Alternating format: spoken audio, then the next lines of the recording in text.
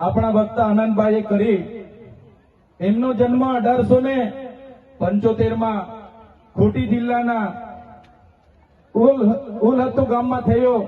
એક સામાન્ય પરિવારમાંથી એમણે તે વખતે જોયું કે અંગ્રેજો દ્વારા આપણા આદિવાસીઓની જળ જંગલ જમીન પર તરાપ મારવામાં આવે છે, આદિવાસીઓ પર કરવેરા નાખવામાં આવે છે અને 1899માં મુંડા વિદ્રોહ અંગ્રેજો સામે થયો. એની નેતાગીરી બિરસા મુંડાજીએ લીધી અને એમાં એમની ધરપકડ કરવામાં આવી. ઘમાસણ યુદ્ધો થયા, એક બાજુ તીરકમઠા ભાલા, એક બાજુ ગોળીબાર થયું અને એમને જેલમાં પૂરવામાં આવ્યા અને માત્ર 25 વર્ષની ઉંમરમાં જેલમાં એમનું મૃત્યુ થયું અને સેનામાંથી મૃત્યુ થયું છે. એના આજ દિન સુધી કોઈ પુરાવા આપણને મળ્યા નથી. ત્યારે સાથીઓ, આ બિરસા મુંડાનો ધ્યેય આદિવાસી સ્વાયત્ત રાજ, આદિવાસી સ્વતંત્ર રીતે સ્વમાનભેર શેરની જેમ જીવે એવો ધ્યેય હતો. તમને ને અમને બધાને ઇતિહાસમાં ભણાવવામાં આવ્યો. ઉત્ક્રાંતિવાદ ચાર્લ્સ ડાર્વિનના ઉત્ક્રાંતિવાદના સિદ્ધાંતોમાં જણાવવામાં આવ્યું કે જ્યારે આ પૃથ્વી પર માનવી સભ્યતાનું ઉત્પન્ન થયું ત્યારે આદિમાનવ તરીકે સૌપ્રથમ પૃથ્વી પર આદિવાસીઓ આવ્યા. શરૂઆતમાં પેડાની શોધ થઈ, અગ્નિની શોધ થઈ, ધાન્યની શોધ થઈ, ખેતીની શોધ થઈ અને બધા ખેતીની શોધની સાથે સાથે પરિવારો સાથે રહેતા થયા. એટલે નાના નાના ગામો, નાના નાના કબીલાઓ બન્યા અને એ કબીલાઓના મુખીઓ બન્યા, સરદારો બન્યા અને શાંતિથી પ્રકૃતિ સાથેનું એમનું જીવન ચાલુ હતું. એ દરમિયાન આ દુનિયામાં સંપત્તિ માટે લડાઈ થઈ, સત્તા માટે લડાઈ થઈ, સ્ત્રીઓ માટે લડાઈઓ થઈ અને એમાં એ લોકોની જે સભ્ય સંસ્કૃતિ પોતાને માનનારા સમાજ દ્વારા આદિવાસી સમાજના એક કબીલા ઉપર આક્રમણો થયા. સામદામ દંડભેદ નીતિ અંતર્ગત જ્યારે આપણો આદિવાસી સમાજના એ લોકો સરેન્ડર નહીં થયા તો યુદ્ધો કરીને આપણા કબીલાઓ છીનવાઈ ગયા અને આપણું શોષણ થયું, ઘર્ષણ થયું, જળ જંગલ જમીનો છીનવાઈ. અને તમે જોયું હશે આપણા દેશ પર બહારથી મુગલો આવ્યા, ડચો આવ્યા, હુણો આવ્યા, અંગ્રેજો આવ્યા, પોર્ટુગીઝો આવ્યા, ફ્રેન્ચો આવ્યા અને આ અંગ્રેજોએ પણ 200 વર્ષ આપણા દેશ પર રાજ કર્યું. એ ઇતિહાસથી લઈને આજ દિન સુધી આદિવાસીઓનું માત્ર ને માત્ર શોષણ થતું આવ્યું છે. ત્યારે આદિવાસીએ આઝાદીની લડતમાં પણ તમે જોયું હશે, તમે બિરસા મુંડાનો ઇતિહાસ વાંચો, તમે ગુરુ ગોવિંદનો ઇતિહાસ વાંચો, ટાટિયામામાં ખાદ્ય નાયકનો ઇતિહાસ વાંચો, તમે માનગઢ ધામમાં થયેલો હત્યાકાંડનો ઇતિહાસ વાંચો, તમે દડવાડામાં પાલ દડવામાં થયેલો હત્યાકાંડનો ઇતિહાસ વાંચો, તો આ ઇતિહાસમાં આદિવાસીઓએ અંગ્રેજોને હંપાવ્યા. પણ કૂટનીતિ કરીને અંગ્રેજોએ આપણા લોકોને નરસંહાર કરી અને આપણા વિસ્તારમાં આપણા ક્રાંતિકારી લોકોને શહીદી વહોરવી પડી. દેશના આઝાદીમાં આપણું આટલું મોટું યોગદાન હતું. દેશ આઝાદ થયો, દેશમાં લોકશાહી આવી, લોકશાહીમાં દેશમાં બંધારણ બન્યું અને બંધારણની કલમમાં 444, 244, 13 કમાં આપણા વિસ્તારને 5મી અનુસૂચિ તરીકે જાહેર કરવામાં આવ્યો. એ જ પ્રકારે દેશના આસામ હોય, સિક્કિમ હોય, મિઝોરમ હોય, નાગાલેન્ડ હોય, મેઘાલય હોય, તમામ રાજ્યોને અનુસૂચિ 6 અંતર્ગત સમાવેશ કરવામાં આવ્યો. ત્યારે અનુસૂચિ 6 ત્યાં લાગુ કરવામાં આવી અને ગુજરાતમાં આજ દિન સુધી અનુસૂચિ 5 લાગુ કરવામાં નથી આવી. અને આ સત્તામાં બેઠેલા લોકો અનુસૂચિ 5 લાગુ હોવા છતાં પોતાનો સત્તાનો દુરુપયોગ કરીને આદિવાસીઓની જમીનો છીનવી રહ્યા છે, આદિવાસીઓના ખનીજો છીનવી રહ્યા છે, કુદરતી સંપાદનો છીનવી રહ્યા છે. રોડના નામે, ડેમના નામે, આ વિસ્તારમાં કોરિડોરના નામે, જીએમડીસીના નામે, હાઇડ્રો પાવરના નામે, જીઆઈડીસીઓના નામે, સરકારી આવાસોના નામે, સ્ટેચ્યુના નામે આજે આદિવાસીઓને એમની જમીનો છીનવાઈ રહી છે. આજે આખા દેશમાં 80 લાખ આદિવાસીઓ વિસ્થાપિત થયા છે. એ આ સરકારો દ્વારા કરેલી દેન છે સાથીઓ. આજે ગુજરાતમાં, આજે દેશમાં 8% આદિવાસીઓ છે. 2011ની વસ્તી ગણતરી પ્રમાણે 11 કરોડથી પણ વધારે દેશમાં આદિવાસીઓ છે. આજે ગુજરાતમાં 15% આદિવાસીઓ છે. 1,25,00,000 આદિવાસીઓ ગુજરાતમાં છે. 29 જાતિઓ ગુજરાતમાં આદિવાસીઓની છે. આજે તમે મને બતાવો કયા ક્ષેત્રમાં આદિવાસીઓ 15% છે, બતાવો મને. તમે સચિવાલયમાં જશો, આદિવાસીઓનું લિસ્ટ તમે માંગજો. તમે હાઈકોર્ટના જજની યાદી જોઈ લેજો. તમે ઇન્ડસ્ટ્રીયલના આપણા આદિવાસીઓને કેટલા લાભો મળ્યા છે જોજો. તમે રિયલ એસ્ટેટમાં આપણા આદિવાસીઓની સંખ્યા જોજો. ત્યારે આઝાદીના 78 વર્ષમાં સરકારોએ માત્ર ને માત્ર આદિવાસી બજેટમાંથી અમૃત મહોત્સવો કાઢે છે, વિકાસ મહોત્સવો કાઢે છે, ગૌરવ યાત્રાઓ કાઢે છે અને પોતાના તાઇફાઓ કરે છે. ત્યારે હવે આપણે બધાએ જાગી જવાનું છે અને આ સરકારને 2027માં ઉખાડીને આપણે ફેંકી દેવાની છે. સાથીઓ, અમે 4 વર્ષ પહેલા જનનાયક બિરસા મુંડાજીની પ્રતિમા ડેડિયાપાડામાં સ્થાપના કરતા હતા અને એમના વિચારોને ઉજાગર કરવા માટે, એમના વિચારોમાંથી આવનારી પેઢી પ્રેરણા લે એ માટે અમે ત્યાં પ્રતિમા સ્થાપિત કરતા હતા.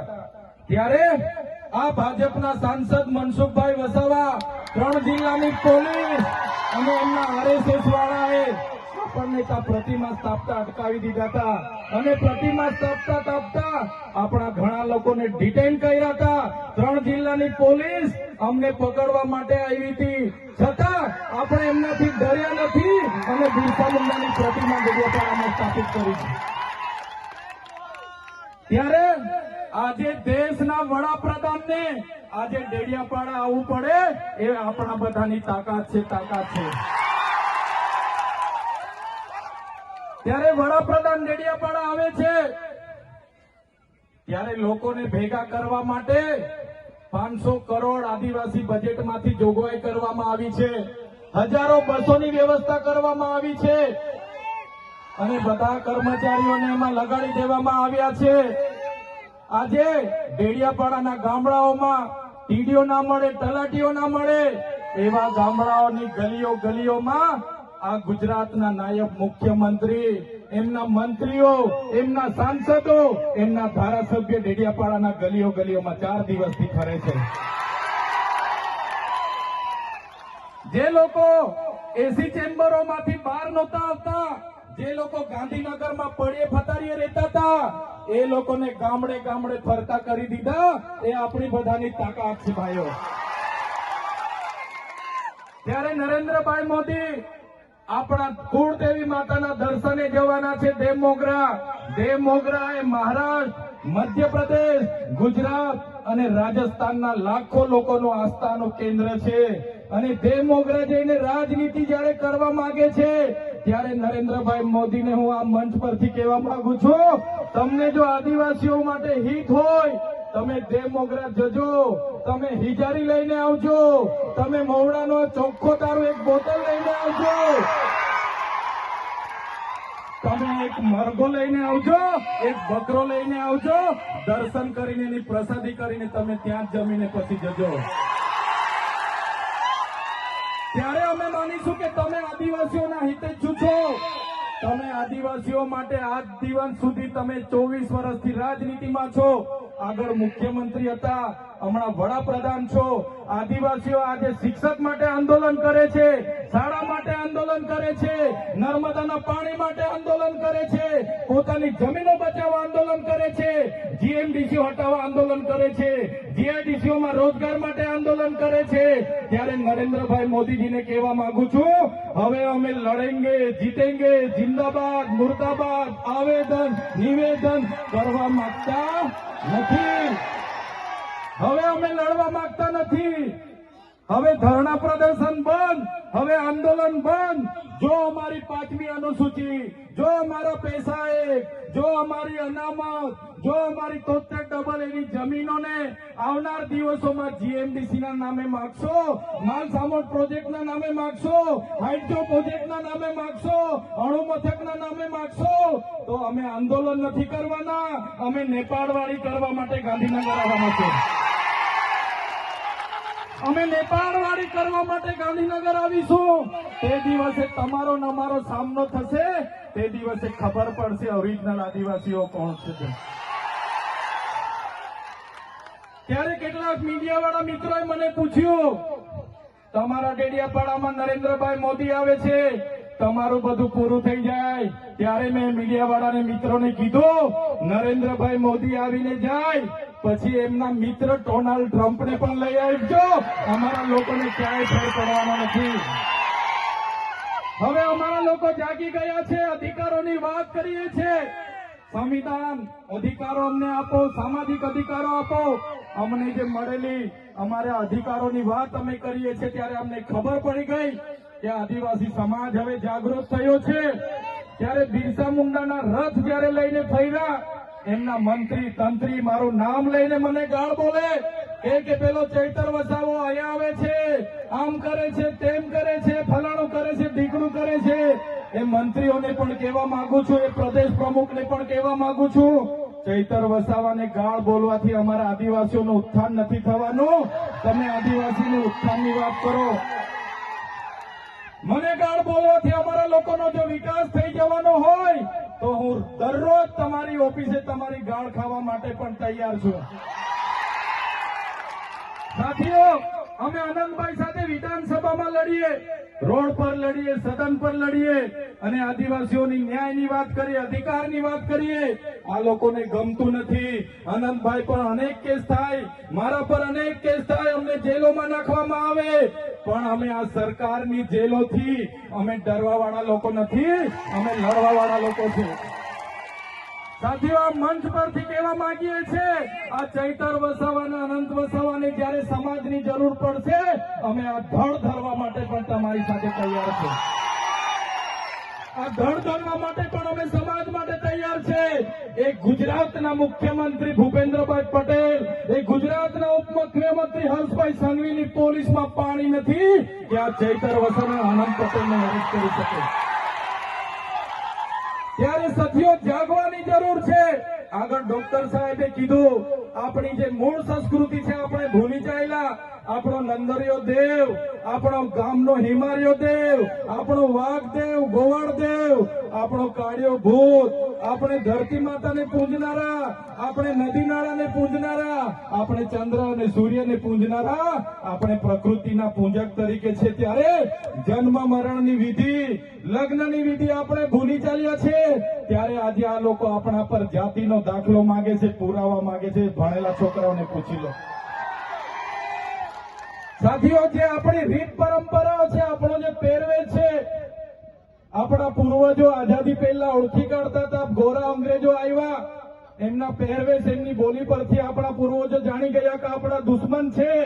આજે તો આપણે એ લોકોની સંસ્કૃતિ અપનાવતા થઈ ગયા, એ લોકોના પેન્ટ શર્ટ પહેરતા થઈ ગયા, એ લોકોના જીન ટી શર્ટ પહેરતા થઈ ગયા, એ લોકોના બૂટ સૂટ આપણે પહેરતા થઈ ગયા. આપણી બહેનો પણ આજે પંજાબી પહેરતી થઈ ગઈ, ડ્રેસ પહેરતા થઈ ગયા, ચણિયા ચોરી પહેરતી થઈ ગઈ, જીન શર્ટ ટી શર્ટ પહેરતા થઈ ગયા. ત્યારે આવનારા દિવસોમાં આપણો દુશ્મન કોણ છે તે આપણને ખબર પડવાની.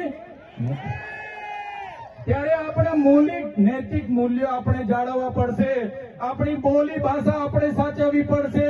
આપણો પહેરવેશ, આપણી સંસ્કૃતિ, આપણા વારસામાં મળેલી આપણી પરંપરાઓ, રીત રિવાજો આપણે સાચવવા પડશે. સાથીઓ, આપણા વિસ્તારમાં વૈશ્વિકરણના નામે જમીનો છીનવાય છે, ઔદ્યોગિકરણના નામે જીઆઈડીસીઓ આવી, એમાં જમીનો છીનવાઈ ગઈ. અને તમે જોઈ લો, આજે ધનમાંતરણના નામે આદિવાસીઓને ભોળવામાં આવે છે. આજે શિક્ષણના નામે ધર્મના પ્રચારો થાય છે. ત્યારે મારા આદિવાસી સાથીઓને કહેવા માંગુ છું, જે દિવસે આપણે આજે આદિવાસી તરીકે મટી જઈશું તે દિવસે આપણું અનામત પણ આપણને મળવાનું નથી. તે દિવસે આપણે જમીનો પણ બચાવી નથી શકવાના. સંવિધાને આપેલી જળ, જંગલ, જમીન પરના અધિકારો પણ નથી બચાવી શકવાના. ત્યારે આ લોકોને આપણે કહેવાનું છે કે આપણે હવે ઓરિજિનલ આદિવાસીની રીત રિવાજમાં, પહેરવેશમાં, આવા કાર્યક્રમમાં આપણા હોજારો સાથે, વાજિત્રો સાથે ઉપસ્થિત થયેલા છે. ત્યારે મારા તમામ વડીલો, તમામ યુવાનો, માતા બહેનોને વિનંતી છે કે આ કાર્યક્રમ એ સમાજનો કાર્યક્રમ છે અને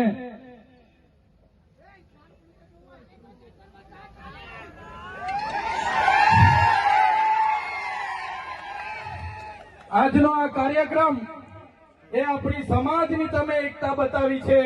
આજે ભાજપના એ નેતાઓને, ભાજપના એ મુખ્યમંત્રી, ઉપમુખ્યમંત્રીને અને ભાજપના એ વડાપ્રધાનને આ આદિવાસીઓની તાકાત આજે આપણે બતાવી દીધી છે. એ બદલ બધાનો ખૂબ ખૂબ આભાર. આ આપણી તાકાત છે. અને જ્યારે પણ કોઈ જીએમડીસીની વાત આ વિસ્તારમાં લઈને આવશે, જ્યારે પણ આ વિસ્તારમાં હાઇડ્રો પ્રોજેક્ટના નામે ગામડાઓ વિસ્થાપિત કરવાની વાત કરશે, કોરિડોરના નામે ગામડાઓને વિસ્થાપિત કરવાની વાત આવશે, માલસામોડ પ્રોજેક્ટના નામે ગામડાઓ વિસ્થાપિત કરવાની વાત આવશે, કે કેવડિયાની મારી બહેનોને હેરાન કરવાની વાત આવશે, તે દિવસે પણ આવો ઘોડાપુર આપણે પહોંચવાનું છે. તે દિવસે પણ ઘોડાપુર થઈને આપણે પહોંચવાનું છે. ત્યારે મારા સાથીઓ, મારા વડીલો, મારા યુવાનો, બાળકો, સૌ તમે પોતાના વિસ્તારમાંથી પોતાના રોટલા ખાઈને પોતાના ભાડે થઈને તમે અહીંયા પહોંચેલા છો, ત્યારે આ તમારો ભાવ, આ તમારા અમારા પ્રત્યેનો પ્રેમ, આ તમારો સહકાર અમારી તાકાત છે. આજે અનંતભાઈ અને હું જ્યારે આવડી મોટી સરકાર સામે લડતા હોય, આ સરકાર પર પોલીસ છે, આર્મી છે, એમના કલેક્ટર છે, એમના એસપી છે, એમની કોર્ટો છે, એમનું તંત્ર છે, યંત્ર છે, મંત્ર છે, પણ અમારી સાથે